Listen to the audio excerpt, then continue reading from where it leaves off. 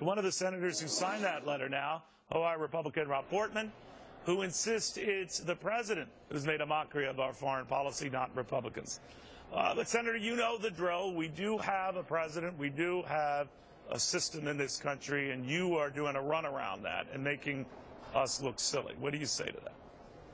Well, first of all, Neil, I think we all have the same objective, which is a good agreement. And having worked in two White Houses, as you know, for Bush 1 and Bush 2, sometimes you actually use Congress to get a better deal, including, frankly, the congressional sanctions that were put in place that helped get the Iranians to the table in the first place. Think about that. They wouldn't even be talking if it wasn't for the sanctions that were imposed, and Congress insisted on that.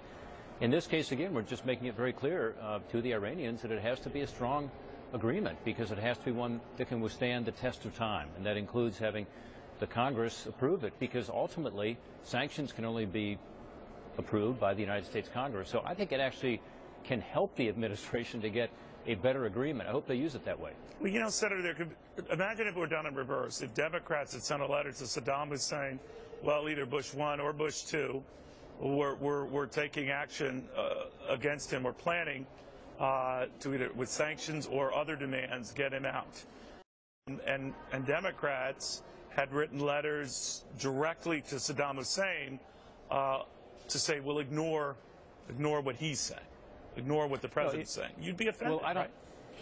Look, I don't consider it that at all. I think the better analogy might be, let's say the Bush administration was negotiated with Saddam Hussein, and Democrats sent a letter saying, hey, this better be a real agreement. In other words, you better make some concessions, Saddam, or else it's not going to pass muster. And that's what this is about. So I think the Congress has actually played a helpful role to get Iran to the table through sanctions. I think the Congress also is trying to play a more constructive role with the so-called Kirk-Menendez legislation, which would reimpose sanctions if they don't come up with an agreement to stop their nuclear weapons program.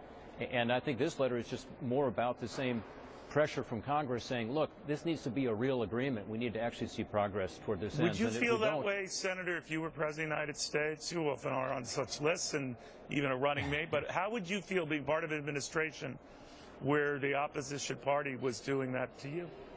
Well, listen, I think foreign policy is something that all presidents hold dear, and they should. And we have one president at a time, and I've said this many times when some of my own party complain about foreign policy decisions. The president does have the prerogative there, but Congress also has a role. And by the way, since Vice President Biden has been most vocal on this, he certainly took his role seriously here in the United States Congress, including going to the country of Georgia when we were in negotiations with them.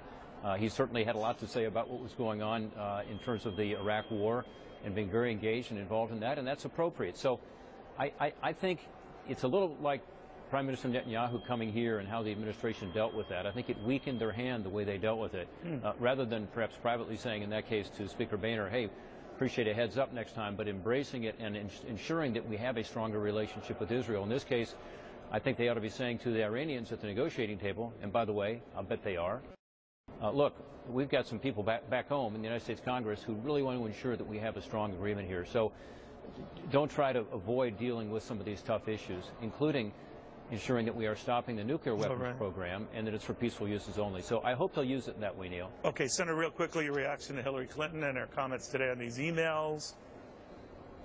Well, look, I don't think that one is sustainable in the sense that I think she's eventually going to have to allow a third party to come in and see what these emails were. I mean, for her to say it's okay, the Clinton Foundation or, you know, my staff have decided what's official and what's not official, I don't think it's going to satisfy many people, including, frankly, a lot of Democrats. You heard Senator Dianne Feinstein over the weekend on this very topic.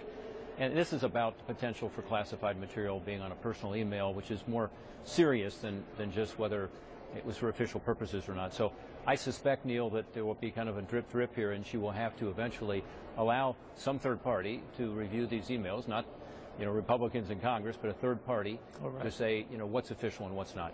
Senator, always good chatting with you. Thank you very much. Neil, always enjoy seeing you. Rob Portman from wonderful state of Ohio.